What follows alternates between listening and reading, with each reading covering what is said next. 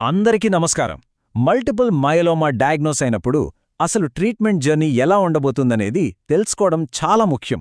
అందుకే ఈరోజు మనం ఆ ప్రయాణంలో ఉండే ఒక్కో స్టెప్ గురించి చాలా క్లియర్గా, సింపుల్గా తెలుసుకుందాం. ఓకే, క్యాన్సర్ లాంటి జబ్బుకి లాంగ్ టర్మ్ ట్రీట్మెంట్ ప్లాన్ అంటే ఎలా ఉంటుంది? ఈ ప్రశ్న వినగానే కొంచెం టెన్షన్ రావడం సహజమే. కానీ కంగారు పడాల్సిన పని అస్సలు లేదు. ఎందుకంటే ట్రీట్మెంట్ అనేది ఏదో అడ్డదిడ్డంగా జరగదు.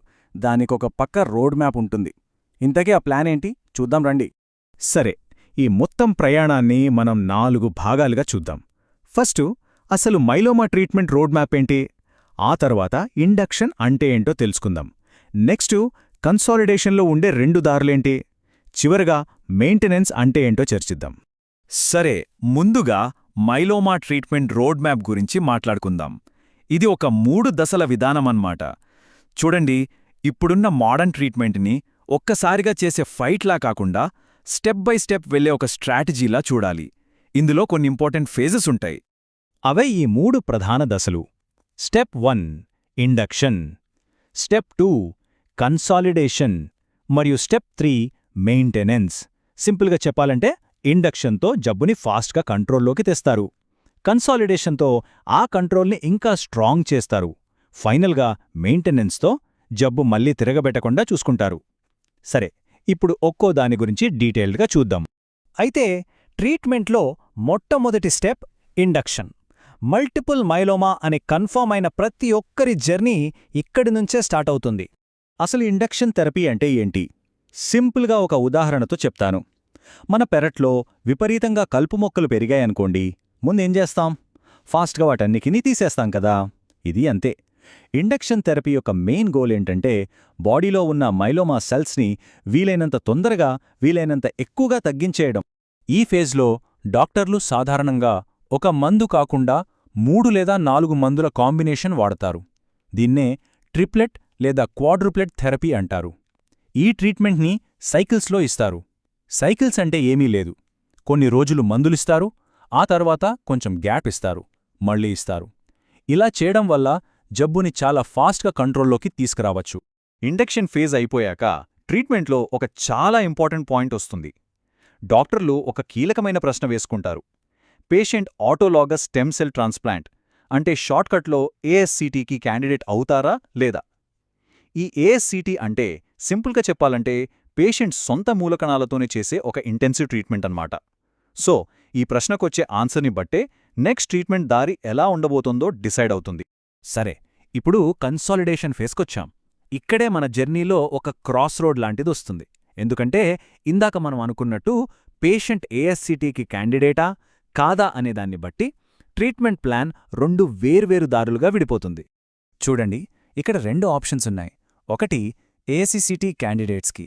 ఈ దారిలో స్టెమ్ సెల్స్ కలెక్ట్ చేసి ఆ తర్వాత ట్రాన్స్ప్లాంట్ చేస్తారు.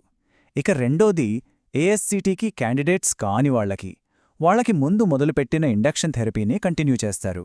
సో పేషెంట్ హెల్త్ కండిషన్ని బట్టి డాక్టర్లు ఏ దారి అనేది నిర్ణయిస్తారన్నమాట. ఒకవేళ పేషెంట్ ఏఎస్సీటీకి కాండిడేట్ అయితే ఆ ప్రాసెస్ ఎలా ఉంటుందంటే, స్టెప్ 1 ముందుగా వాళ్ల బాడీ నుంచి హెల్దీ స్టెమ్ సెల్స్ని కలెక్ట్ చేస్తారు.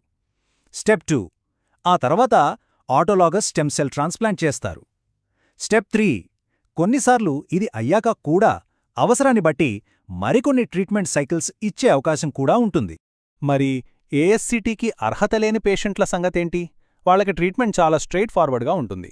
సింపుల్గా వాళ్ళు మొదలుపెట్టిన ఇండక్షన్ థెరపీనే కంటిన్యూ చేస్తారంతే.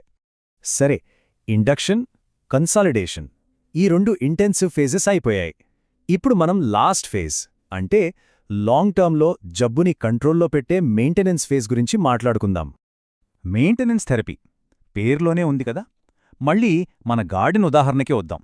కలుపు మొక్కలన్నిటినీ పీకేశాం, కానీ పని అయిపోలేదు. మళ్ళీ అవి మొలవకుండా ఉండటానికి మనం చిన్న చిన్న జాగ్రత్తలు తీసుకుంటూ ఉంటాం కదా. మెయింటెనెన్స్ థెరపీ కూడా అలాంటిదే. ఇండక్షన్, కన్సాలిడేషన్ తరువాత మైలోమా మళ్లీ తిరగబెట్టకుండా నిరోధించడానికి తక్కువ డోసులో కంటిన్యూస్గా ఇచ్చే ట్రీట్మెంట్ ఇది. దీని లక్ష్యం వ్యాధిని రెమిషన్లో అంటే ఒక రకంగా నిద్రాణ స్థితిలో ఉంచడం. ఈ మెయింటెనెన్స్ కోసం స్టాండర్డ్గా వాడే మందు సింగిల్ ఏజెంట్ రెవ్లిమిడ్ అంటే తక్కువ డోసులో ఈ ఒక్క మందునే లాంగ్ టర్మ్ పాటు ఇస్తూ ఉంటారు. ఇది మైలోమా సెల్స్ మళ్లీ యాక్టివ్ అవ్వకుండా అడ్డుకుంటుంది. అయితే ఇక్కడొక విషయం గుర్తుపెట్టుకోవాలి. ఈ మెయింటెనెన్స్ థెరపీ అనేది వన్ సైజ్ ఫిట్స్ ఆల్ లాంటిది కాదు. దీన్ని కూడా పర్సనలైజ్ చేస్తారు. ఉదాహరణకు హై రిస్క్ పేషెంట్స్కి ఇంకొన్ని మందులు యాడ్ చేయొచ్చు. లేదా ఒకవేళ రెవ్లిమిట్ పడకపోతే దాని బదులు ప్రొటీజోమ్ ఇన్హిబిటర్స్ లాంటి వేరే ఆప్షన్స్ వాడొచ్చు. ఇంకా సైడ్ ఎఫెక్ట్స్ని మేనేజ్ చేయడానికి డోస్ని అడ్జస్ట్ చేయడం లాంటివి కూడా చేస్తుంటారు. ఏ ట్రీట్మెంట్కైనా లాభనష్టాలుంటాయి కదా, మెయింటెనెన్స్ థెరపీకి కూడా అంతే.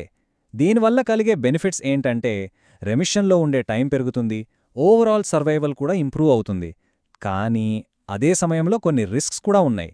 లాంగ్ టర్మ్లో మందులు వాడటం వల్ల వచ్చే సైడ్ ఎఫెక్ట్స్ని మనం జాగ్రత్తగా మేనేజ్ చేసుకోవాల్సి ఉంటుంది.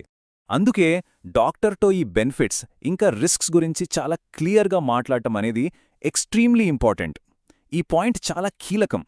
ట్రీట్మెంట్ జర్నీలో ప్రతి స్టెప్లో హెల్త్ కేర్ టీంతో ఓపెన్గా డిస్కస్ చేసి అందరూ కలిసి డిసిజన్స్ తీసుకోవాలి. సరే, ఇప్పటి వరకు మనం చర్చించుకున్న దాన్నుంచి మనం గుర్తుపెట్టుకోవాల్సిన ముఖ్యమైన విషయాలు ఏంటంటే, ఫస్ట్, మైలోమా ట్రీట్మెంట్ అనేది ఒక పక్కా ప్లాన్తో స్టెప్ బై స్టెప్ వెళ్లే ఒక రోడ్ మ్యాప్.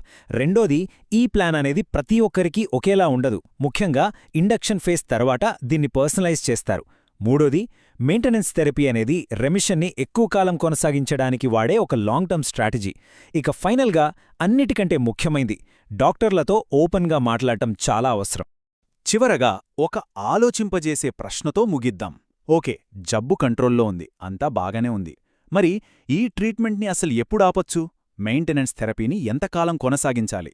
ఇదిప్పుడు మెడికల్ ఫీల్డ్లో ఒక పెద్ద డిబేట్. దీనిమీద రీసెర్చ్ ఇంకా జరుగుతూనే ఉంది. బహుశా భవిష్యత్తులో దీనికి మనకొక ఖచ్చితమైన సమాధానం దొరకొచ్చు. ఆ ఆలోచనతో ఈ రోజుకి ముగిద్దాం.